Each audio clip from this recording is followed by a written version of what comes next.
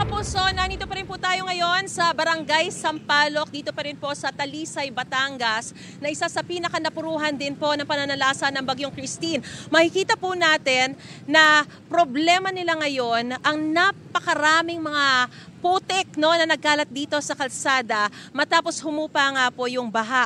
At ang sinasabi sa atin ng mga residente rito, ito pong mga putik na yan ay syempre nanggaling doon sa mga bundok, pati na rin po sa ilog at naragasa dito sa kalsada. Pahirapan po yung pagdaan dito sa kalsada kaya nagtulong-tulong na po yung mga residente na hukayin itong mga lupa na napunta sa kalsada, pati na rin po yung mga lupa na pumasok sa kanilang mga tahanan at ngayon po ay dinala na nila rito.